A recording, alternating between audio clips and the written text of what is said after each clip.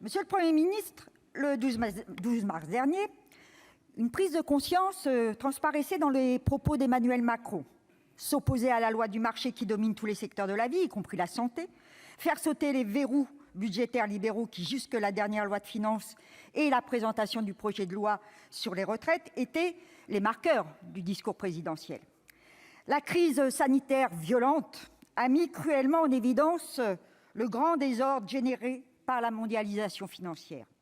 Le capitalisme, dans une fuite en avant cupide et inhumaine, a porté une lourde part de responsabilité dans les difficultés de notre pays à faire face à l'épidémie.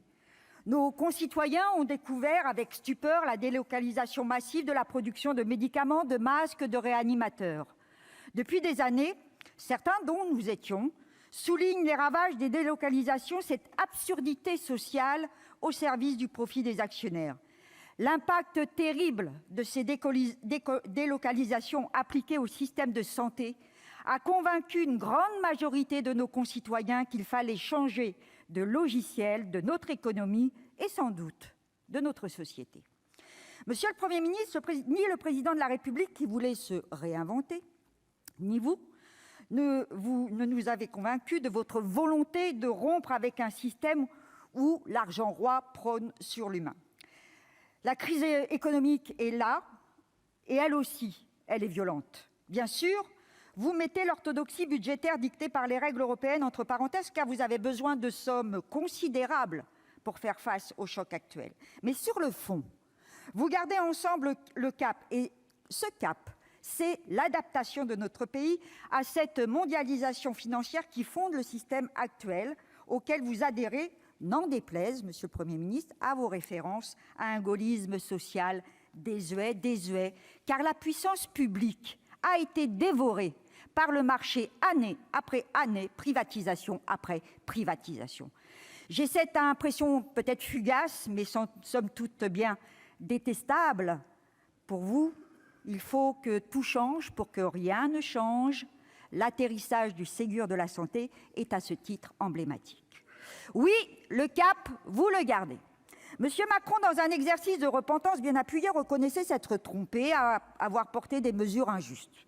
Mais en même temps, il a vanté les mérites de sa politique due, selon lui, au projet qui, justement, a dressé le peuple contre lui.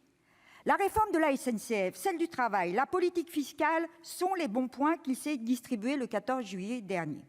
Le cap, c'est le libéralisme sans frein. La réforme des retraites est à ce titre symbolique. Alors vous l'exhumez à nouveau.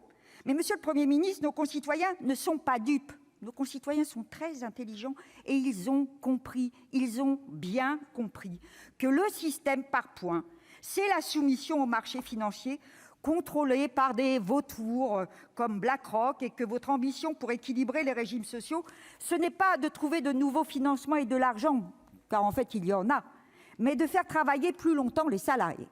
Nous vous demandons, monsieur le Premier ministre, de renoncer à ce projet dogmatique qui inquiète nos compatriotes déjà meurtris par la crise que nous traversons. Votre label, c'est l'État et les territoires. Bien. Mais jamais hier, je n'ai entendu évoquer les raisons profondes de la détresse de nombre de nos communes, départements et régions, la disparition, l'effondrement du service public et l'étranglement financier. Vous évoquez même le retour du commissariat du plan. Il y a quelque part du Cervantès dans cette conviction.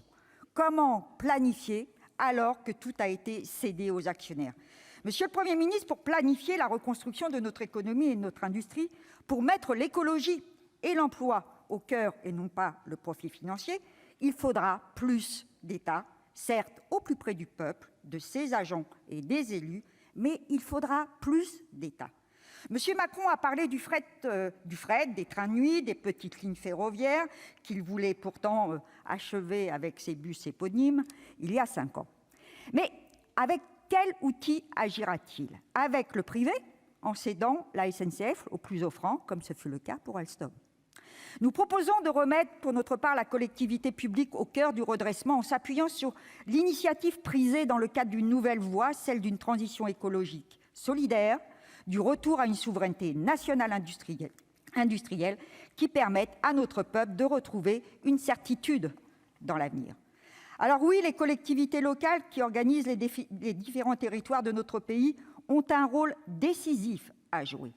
Et nous y serons vigilants, monsieur le Premier ministre. Mais je précise une chose, le Sénat n'est pas la chambre des territoires.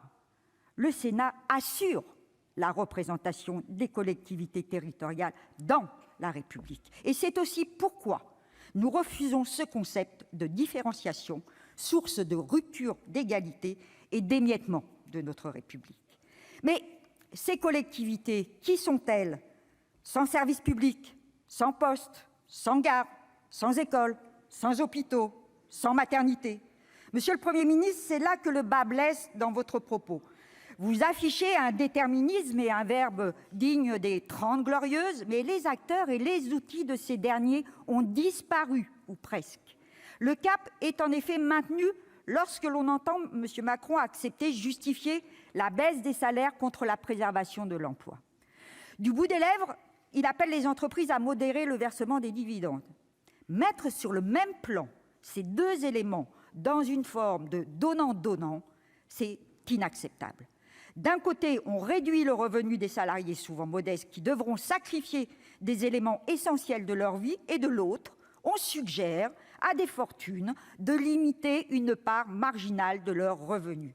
Monsieur le Premier ministre, nous divergeons au moins sur plusieurs points, mais au moins sur deux essentiels. Il n'y aura pas de reconstruction, tout d'abord, sans répartition des richesses et sans un nouveau partage du travail. L'appellation de président des riches, qui colle à M. Macron tel un sparadrap, est liée au péché originel de la suppression de l'ISF sur les revenus financiers. Il est lié à l'instauration de la flat tax, taxation des dividendes. Il est lié à la paralysie continuelle de la lutte contre l'évasion fiscale. L'autre grand chantier d'une nouvelle politique exigée par les failles du système que nous connaissons, révélées par la crise, c'est le partage du travail.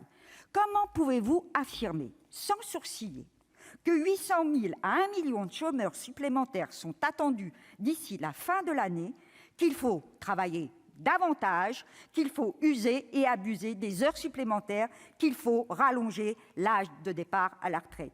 La crise, mais aussi les évolutions technologiques et la recherche fondamentale de l'épanouissement humain exigent de changer de logiciel, de cesser l'exploitation à outrance du travailleur en laissant sur le côté celui qui n'a pas d'emploi, en permettant au plus grand nombre de travailler en travaillant moins ou mieux.